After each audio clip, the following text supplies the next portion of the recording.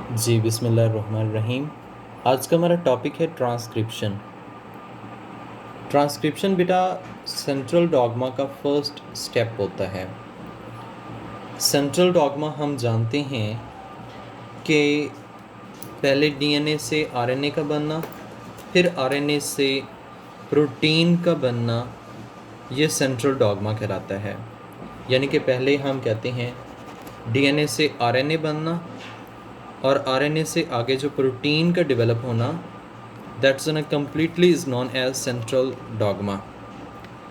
अब protein, RNA से protein का बनना, this process is known as translation.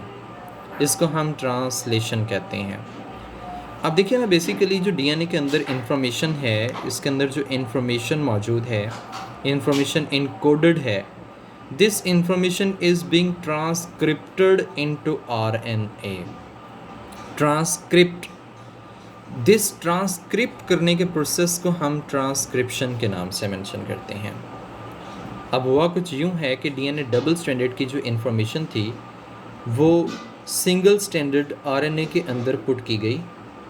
इस प्रोसेस को हम ट्रांसक्रिप्शन कहते हैं और आज का हमारा टॉपिक की डिटेल जो है वो ट्रांसक्रिप्शन ही है। आप इसको डिफाइन कर सकते हैं properly, the process in which the information encoded in DNA is transcripted into the single stranded RNA. This is known as transcription with the help of an enzyme whose name is RNA polymerase. This enzyme is mainly responsible. बेटे याद रखिएगा कि ये RNA polymerase DNA dependent, मतलब कि DNA पर depend करता है और आरएनए सिंथेसाइज करता है, इसलिए हम इसे डीएनए डिपेंडेंट आरएनए पॉलीमरेज भी कहते हैं। मतलब कि that is responsible for the formation from DNA to RNA. ये डीएनए से आरएनए बनाने का रिस्पॉन्सिबल होता है। ये इसका सेकंड नेम है, आपको याद रखने की ज़रूरत नहीं है, आप जस्ट ओनली ऐसे ही देख लें कि ये डीएनए से आरएनए बनाएगा। ठीक है।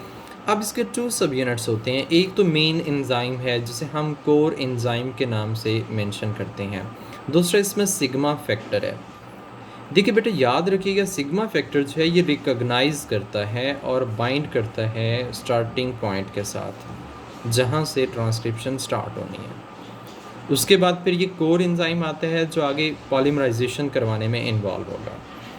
इसकी हमेशा जो सिंथेसिस डायरेक्शन होगी वो 5 प्राइम टू 3 प्राइम डायरेक्शन होगी। Always it will synthesize from 5 prime to 3 prime. ये हमेशा मटेरियल्स को 5 प्राइम टू 3 प्राइम सिंथेसाइज करेगा।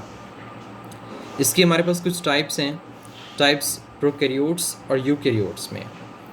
अब देखिएगा, प्रोकैरियोट्स और यूकैरियोट्स की अगर हम बात करें तो प्रोकैरियोट्स में it's only of single type. Prokaryotes में इसकी सिंगल टाइप होती है। यूकैरियोट्स में इसकी 3 टाइप्स होती हैं। यानी कि प्रोकैरियोट्स में only 1 type, single type, which is responsible for the formation of 3 types of RNA. वो 3 टाइप्स आरएनए मैसेंजर आरएनए है, राइबोसोमल आरएनए है, as well as transfer RNA है, या बाकी जितनी भी टाइप्स हैं वो एक ही से बनेंगी। लेकिन अगर हम यूकैरियोट्स की बात करें, स्पेशली एनिमल्स की बात करें, तो उसमें 3 टाइप्स ऑफ आरएनए हैं। RNA polymerase 1, 2, 3। 1 is responsible for the formation of ribosomal RNA, messenger RNA and transfer RNA. That's a very important MCQ, बहुत इंपॉर्टेंट MCQ है। बेटे एक लफ्ज़ याद रख लें, रिमोट। रिमोट। अब इसमें 3 वर्ड्स हैं। सबसे पहला कौन सा है? Ribosomal RNA, messenger RNA, transfer RNA. मतलब दैट इज़ 1, ये 2 और ये कौन सा है? 3। तो इस तरह से आप सीक्वेंस को मेमोराइज़ कर सकते हैं, यानी कि 1, 2, 3। अब हम बात करते हैं स्ट्रैंड्स की। देखिए बेटा जी, हमारे पास 2 स्ट्रैंड्स होते हैं डीएनए के अंदर। डीएनए हमेशा डुप्लेक्स की फॉर्म में मौजूद होता है, यानी कि डीएनए के 2 स्ट्रैंड्स होते हैं। डबल स्ट्रैंडेड है, only 1 is transcribed of 2।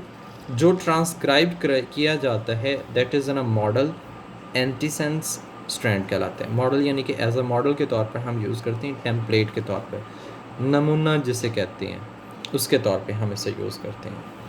Opposite strands होते हैं जिसके अंदर इंफॉर्मेशन कोडेड होती है, that is coding strand, sense strands, और दूसरा इसे हम क्या नाम देते हैं? हम इसे मेन स्ट्रैंड भी कहते हैं, जिसके अंदर इंफॉर्मेशन कोडेड है। हमें इस जैसा बनाने के लिए इसको एज अ मॉडल के तौर पे यूटिलाइज करना है, ठीक है। तो ये 2 स्ट्रैंड्स जो हैं वो भी इसमें इन्वॉल्व होते हैं जी। नेक्स्ट है प्रमोटर। बेटे ट्रांसक्रिप्शन जहाँ पे स्टार्ट होती है, ट्रांसक्रिप्शन जहाँ पे स्टार्ट होती है, जहाँ पे आरएनए पॉलीमरेज बाइंडिंग साइट्स होती है, जहाँ पे इसने बाइंड करना होता है, उस रीजन को, उस पॉइंट को हम प्रमोटर कहते हैं। यानी transcription starts where RNA polymerase binding sites, जहाँ पे ये बाइंड करता है, this region is known as promoter. ये डीएनए के अंदर टेम्पलेट स्ट्रैंड्स पर मौजूद होता है। इस प्रमोटर के अंदर बाइंडिंग साइट्स हैं और आरएनए पॉलीमरेज वहाँ पे बाइंड करता है। हम 2 बाइंडिंग साइट्स को देख रहे थे। इन 2 बाइंडिंग साइट्स में हमारे पास एक है TTGACA और दूसरी हमारे पास है TAAT। इसे हम कैट बॉक्स या टाटा बॉक्स भी के नाम से भी मेंशन कर रहे हैं। इसमें देखिएगा प्रोकैरियोट्स में इसकी सीक्वेंस जो है वो -35 है और यूकैरियोट्स में इसकी सीक्वेंस जो हमारे पास आती है दैट इज़ प्रोकैरियोट्स में जो TAT की सीक्वेंस है -10 है। यूकैरियोट्स में इट्स अ डिफरेंट -75 एंड -25। ये जो नेगेटिव साइन है that is representing the upstream sequence. अब ये अपस्ट्रीम सीक्वेंस क्या होती है? देखिए बेटा, ये हमारे पास एक डीएनए है। अब इस डीएनए के अंदर ये स्ट्रक्चरल जीन है। स्ट्रक्चरल जीन के स्टार्ट पे जो होता है प्रमोटर होता है और लास्ट पे जो होता है वो टर्मिनेटर होता है, ठीक है। और इसका जो प्रमोटर होता है उसके अंदर बाइंडिंग साइट्स होती हैं और ये बाइंडिंग साइट हमेशा अपस्ट्रीम के अंदर होती हैं। अब जो हमारे पास आरएनए पॉलीमरेज एंजाइम जिसे हम कहते हैं, ये आरएनए पॉलीमरेज एंजाइम हमेशा अपस्ट्रीम के अंदर प्रमोटर के अंदर बाइंडिंग साइट्स पर बाइंड करता है। जैसे ये बाइंड कर जाएगा फिर आगे ये सीक्वेंस जो है वो डाउनस्ट्रीम तक आएगी और आगे ये चलना स्टार्ट होगा। लेकिन एक बात ज़हन में रखिएगा, अगर हम बात करते हैं डुप्लेक्स की बात करते हैं, अगर हम ये कहें कि डीएनए हमारे पास डुप्लेक्स है तो फिर डाउनस्ट्रीम अपस्ट्रीम कैसे होगा? देखिए, डीएनए डुप्लेक्स है, एक हमारे पास कौन सा स्ट्रैंड होता है, कोडिंग स्ट्रैंड, और दूसरा कौन सा होता है, एंटी सेंस स्ट्रैंड कहलाता है हमारे पास, ठीक है। एंटी सेंस स्ट्रैंड कहलाता है। जो कोडिंग स्ट्रैंड है इसके 2 एंड होते हैं, एक 5 प्राइम एंड होता है और एक कौन सा होता है, 3 प्राइम एंड होता है। जिसका 5 प्राइम एंड होता है ना, जीन स्टार्ट होने से पहले, वो जो सीक्वेंस होती है towards the 5 prime and that is an upstream, towards the 5 prime and upstream.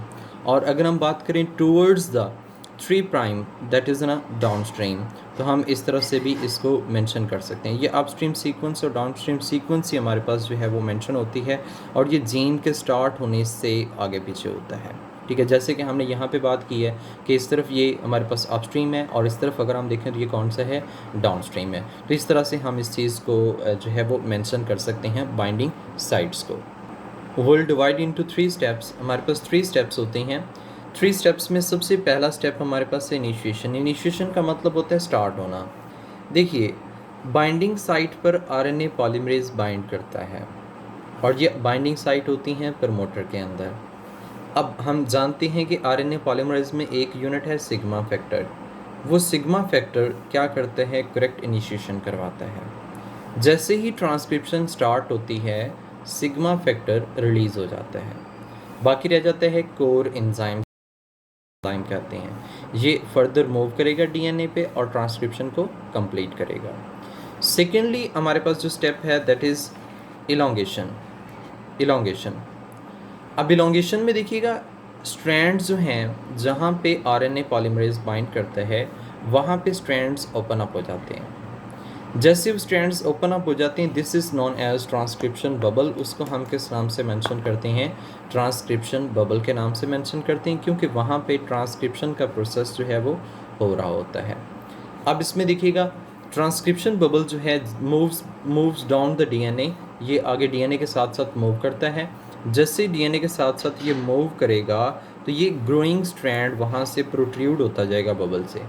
यानी कि जैसे बबल मूव करेगा उसके एक पॉइंट से आरएनए जो होता है वहाँ से रिलीज़ होता जाएगा और वो आरएनए जो होगा वहाँ से निकलेगा, रिलीज़ होगा, तो this will be the our product. हमारी जो आरएनए वहाँ पे डेवलप हो रहा है उस बबल से रिलीज़ हो रहा है। लास्ट पॉइंट हमारे पास है टर्मिनेशन। देखिएगा, ये तब तक ये ट्रांसक्रिप्शन बबल मूव करता रहेगा जब तक स्टॉप सिग्नल्स नहीं आ जाते।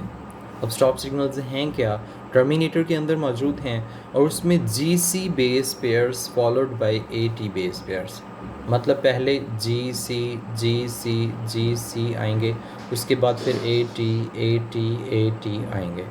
अब याद रखिएगा ये सीक्वेंस आएगी किसके अंदर, DNA के अंदर, क्योंकि थाइमिन किसके अंदर होती है, DNA के अंदर होती है। उसके बाद वो कहता है कि एंड पे यहाँ पे काफ़ी ज़्यादा एडिनोसिन आ जाएंगे, ठीक है। और एडिनोसिन आएंगे 4 और मोर, यानी कि 4 या 4 से ज़्यादा जो हैं एडिनोसिन आएंगे, जो कि RNA के अंदर क्या बना देंगे, यूरासिल डेवलप करेंगे। और ये GC हेयर पिन बन जाएगी इस GC की वजह से, GC एनरिच्ड पोर्शन की वजह से ये GC हेयर पिन बनेगी RNA के अंदर ओवरलैपिंग के थ्रू ही। यानी कि RNA होता तो सिंगल स्ट्रैंडेड ही है, लेकिन ये खुद ब खुद अपने आप को कॉयल करेगा और एक पिन लाइक स्ट्रक्चर बनाएगा जिसको हम GC हेयर पिन कहेंगे। और यही GC हेयर पिन जो है ये सिंथेसिस को स्टॉप करने के रिस्पॉन्सिबल होगी। Now let's discuss with the help of an diagram. हम एक डायग्राम की मदद से इसको एलाबोरेट करते हैं। देखिए ये हमारे पास DNA मौजूद है और DNA में ये एंजाइम है enlarged enzymes, this enzymes RNA polymerase. अब ये जो ओपन अप हुआ हुआ स्ट्रक्चर जो आगे ओपन भी होगा, इसको हम ट्रांसक्रिप्शन बबल कहते हैं। That's a transcription bubble. ये ट्रांसक्रिप्शन बबल जो है ये आगे आगे मूव करेगा इस तरफ, इसके डायरेक्शन ये होगी। और जैसे ये मूव करेगा इसकी एक रीजन से ये मैसेंजर RNA यहाँ पे क्या होता जाएगा, प्रोट्रूड होता जाएगा। और ये मैसेंजर RNA का जो हेड है बेसिकली, यानी कि जो पहले सिंथेसाइज हो रहा है वो क्या है, 5 प्राइम है, और इसके जो कैप है वो 3 प्राइम है, जो इसकी टेल है वो 3 प्राइम है। मतलब मैसेंजर RNA की सिंथेसिस जो है वो 5 प्राइम टू 3 प्राइम की तरफ ही इसकी डायरेक्शन हमारे पास मौजूद है। अब जैसे जैसे आएगा एंड पे आता है स्टॉप सिग्नल। स्टॉप सिग्नल जैसे आएगा तो यहाँ पे GC बेस पेयर्स आती हैं। ये GC बेस पेयर्स आएंगी तो यहाँ पे GC हेयर पिन बन जाएगी। अब देखिएगा GC हेयर पिन है, इसके लास्ट पे है AT base pairs. AT base pairs के बाद यूरासिल हैं। अब AT बेस पेयर्स के दरमियान में 2 हाइड्रोजन बॉन्ड होते हैं।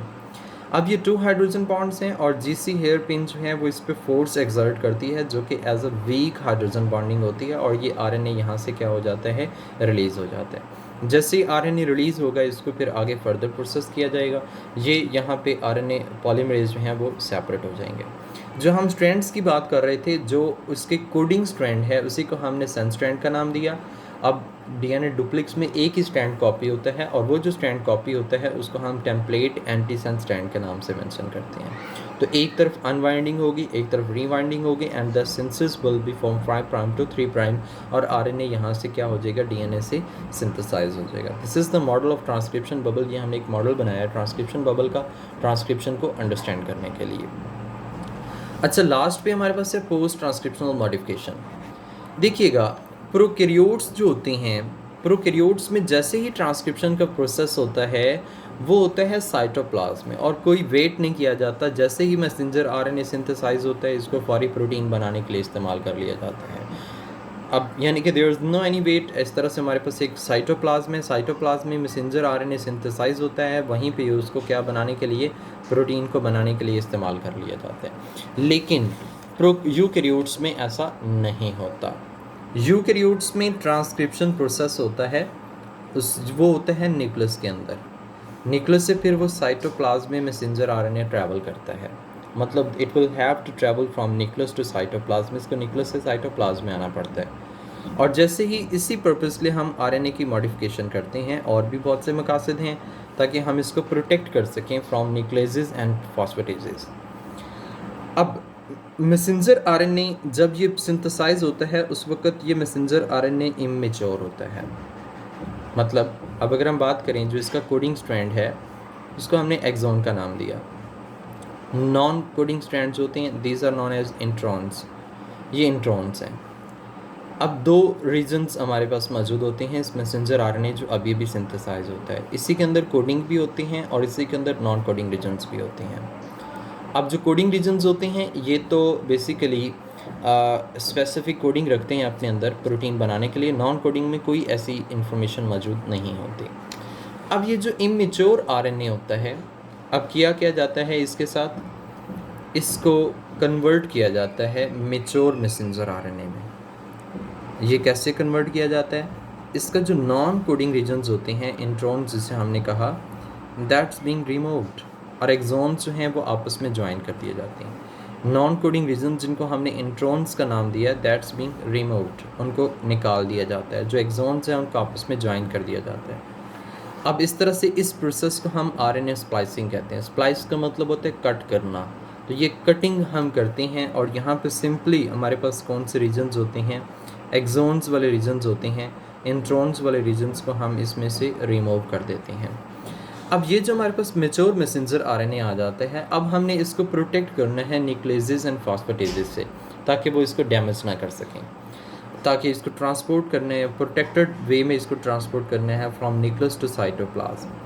अब देखिएगा इसका जो हेड था वहाँ पे कैप ऐड कर दी जाती है। ये कैप 7 मिथाइल गुआनिन ट्राइफॉस्फेट एक मोनोन्यूक्लियोटाइड है जो यहाँ पे ऐड किया जाता है।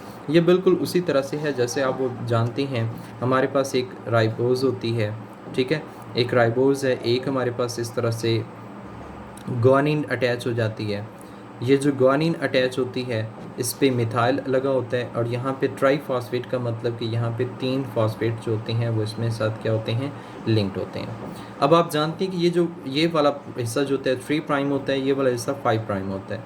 अब इसकी जो लिंकेज होती है वो 5 प्राइम टू 5 प्राइम होती है, तो इसका जो एंड होगा वो 3 प्राइम पे होगा। ये MCQs है कि इसकी लिंकेज होती है वो कैसे होती है, तो that is 5 prime to 5 prime linkage होती है।